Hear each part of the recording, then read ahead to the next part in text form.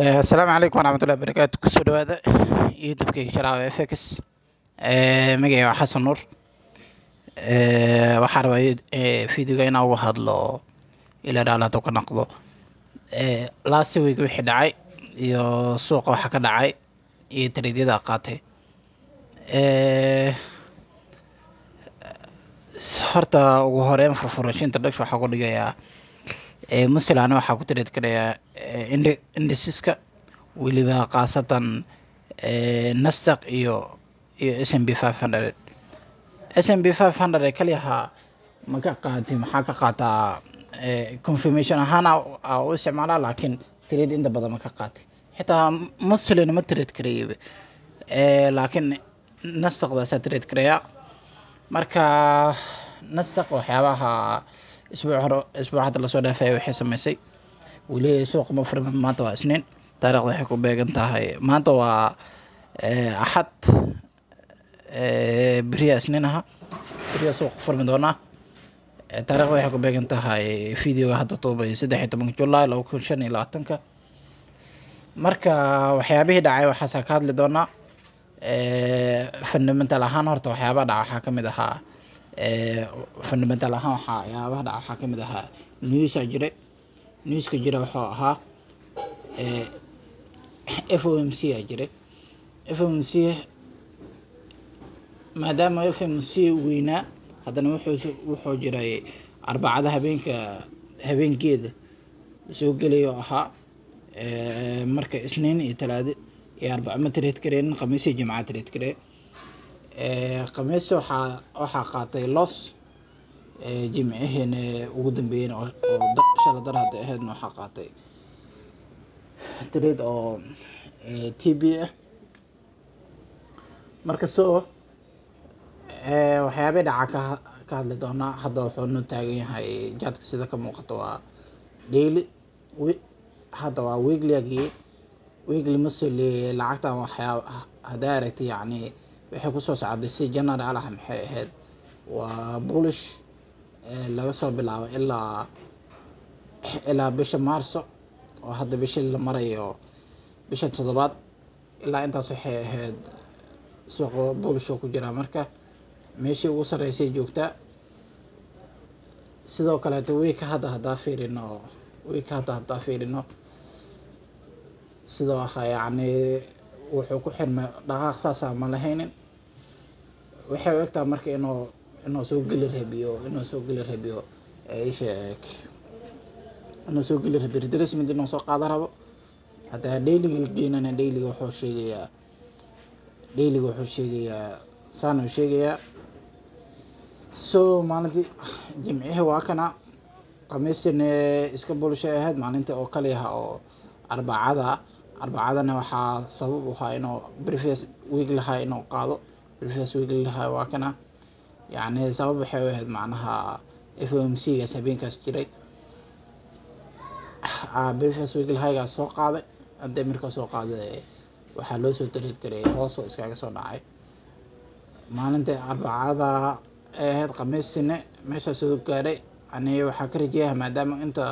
qaaday yacni bullishkiisa inuu sii soconayo. that's why waxaa u galay buy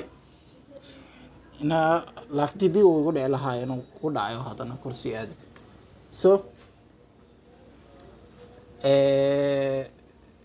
week hadda lasoo dhaafay markaa trade karahayni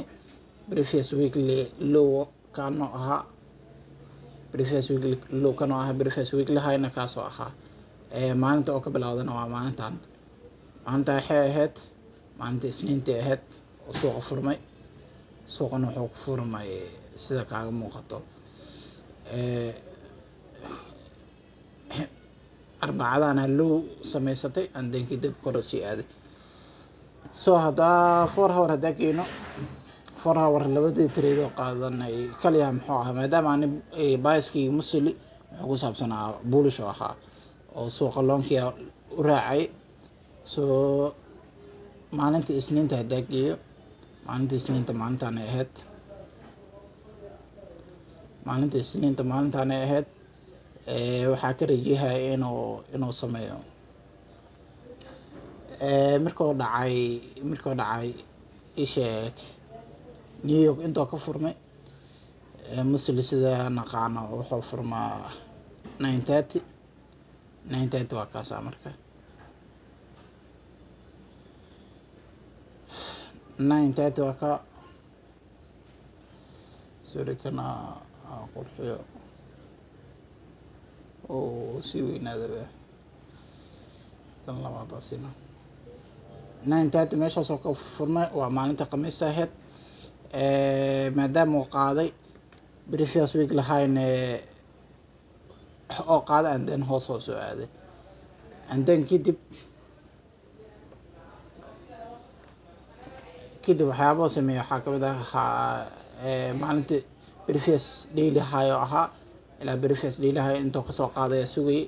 waxaas dhahay marka hoos soo aada lowga marka la qaado buy ka raadsanaysaa buy waa kiilo waay lowga marka la qaado haddana oo isheeg oo Asian lowga ahay buy ka raadsanaysaa and then waa la soo jebiyey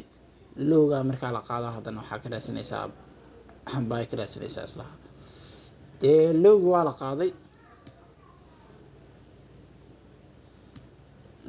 la qaaday marka la qaaday and then kadib 5 minute-ka usoo degay 5 minute-ka confirmation ka raadsaday waa tradeekii khamiisa waaye oo loos ka qaadanayay then muxuu sameeyey kanuu sameeyey oo structurekaas oo shiftiga uu sameeyey ama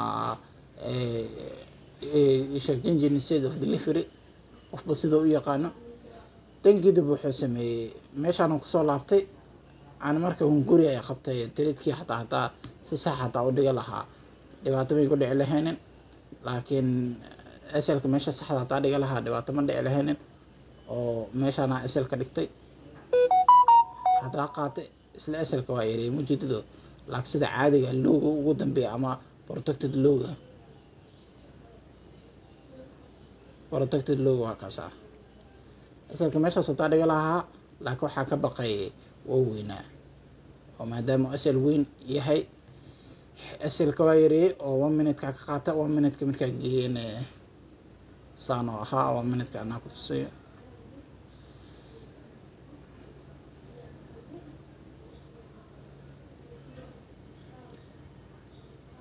1 minute-ka kanoo soo jebiyey and then meeshaana ka qaatay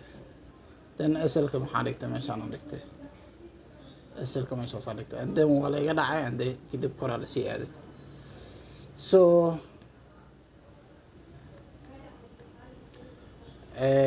and then looskaas markaa qaatay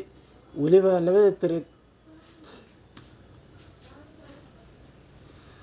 laba trade qaato looska markaa iga dhacay and then mid kale taasi kale loos kale tala si ka dhacay sidii loo sii kacay dan maalinta khamiis maalinta oo jimciyaha la soo gaaray looskaas qaato waa ka jiiftay maalinta khamiisana maalinta jimcahana waxaa ka rajeynayay inuu ku furmo suuqa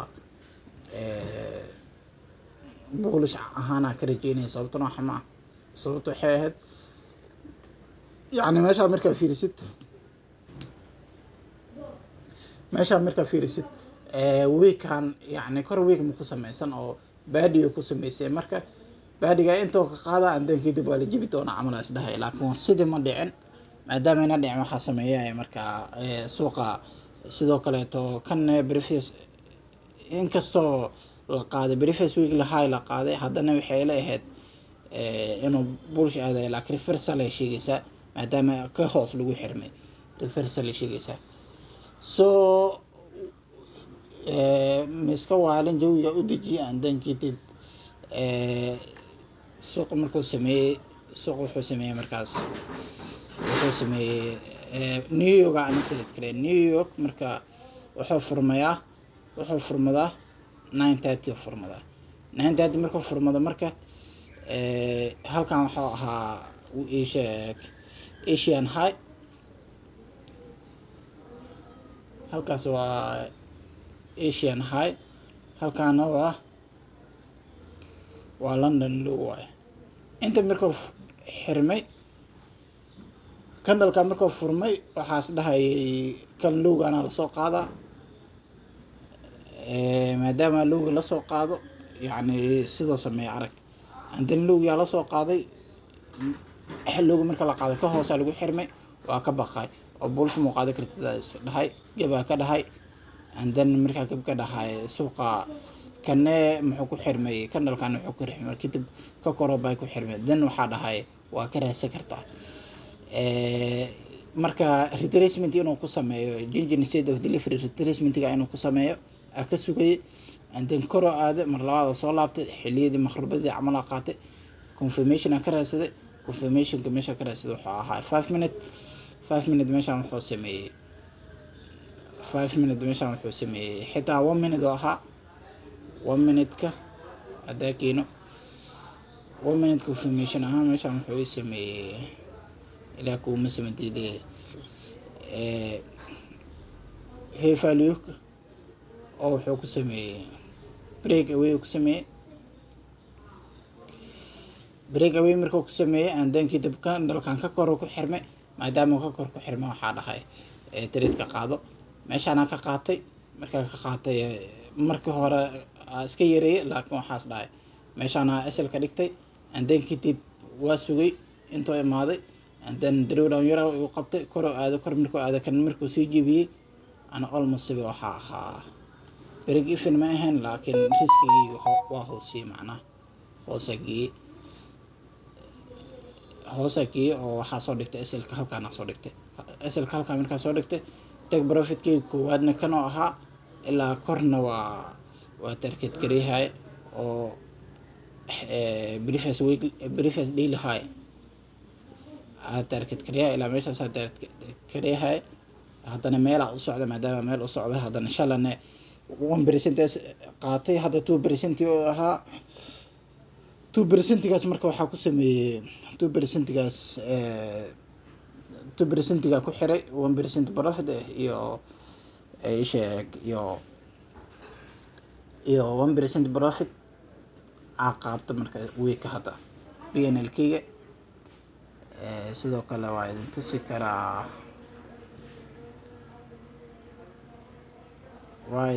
karaa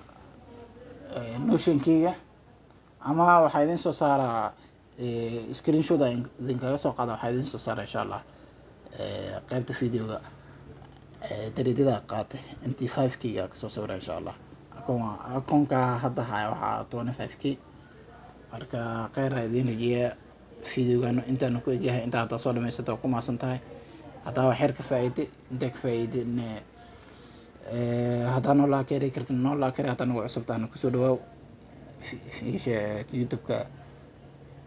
noo subscribe garay sidoo kale qaybta faallada aragtidaada waa noo muhiim iyo dhiirigelinteeda. Assalaamu calaykum waraxmatullahi wabarakaatuh.